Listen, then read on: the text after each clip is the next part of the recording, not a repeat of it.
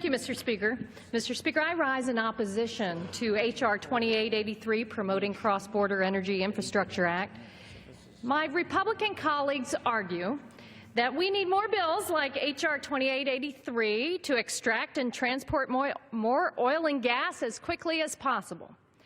But building a modern energy infrastructure for the 21st century requires a lot more than drilling wells, laying more pipelines, filling more rail cars with crude oil, and putting more tanker trucks on our highways. A modern American 21st century energy infrastructure plan must address the threat of climate change. This is the biggest energy challenge that we face as a country.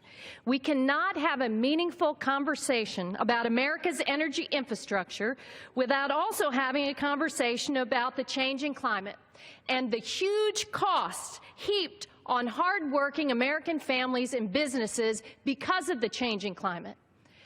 I'm proud to represent the state of Florida, but here's what my neighbors are experiencing now: higher AC bills, more extreme weather events, heat waves, higher cost in flood insurance, in property insurance, in property taxes that are having to go now to repair our water and wastewater infrastructure on the coast. We have a rapidly diminishing window to act to reduce our carbon pollution before the catastrophic impacts of climate change are irreversible. The energy infrastructure decisions that we make today will have a real impact on whether we can mitigate climate change in the future. And we need to understand this risk before we lock in infrastructure that will produce carbon pollution for decades to come.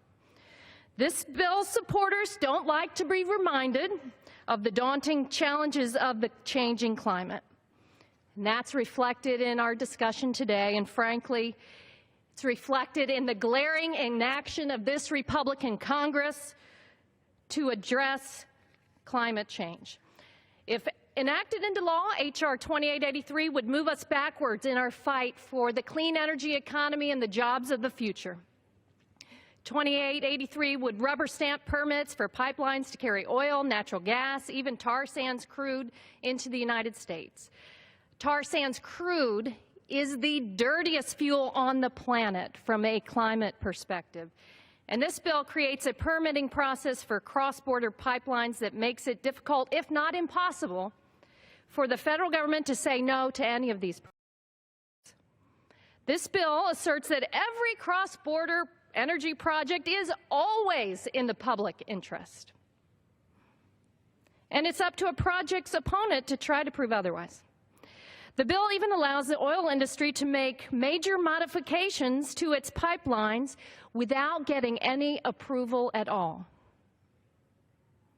That means if a company wants to increase its pipeline capacity or reverse an existing pipeline to carry more oil, natural gas, or tar sands crude into the United States, the company can do just that. No questions asked. Building new pipelines or expanding existing ones could have a profound environmental impact, but the bill allows for no meaningful environmental review. For a cross-border pipeline, the bill says the federal government can only examine the cross-border segment of the project. Who thought that up? Very creative. It's almost hard to believe that this is what the bill does, but it's true. For a pipeline spanning hundreds of miles, the environmental review will focus on only that tiny part that crosses the U.S. border. That's irresponsible. That eliminates the possibility of any meaningful examination of the carbon pollution impacts of these pipelines. We should be examining the carbon impact of every pipeline before we approve it. Many are very important.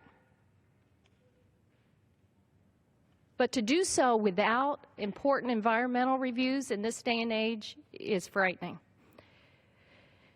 The future will belong to the country that builds an energy infrastructure to support a cleaner, lower carbon economy.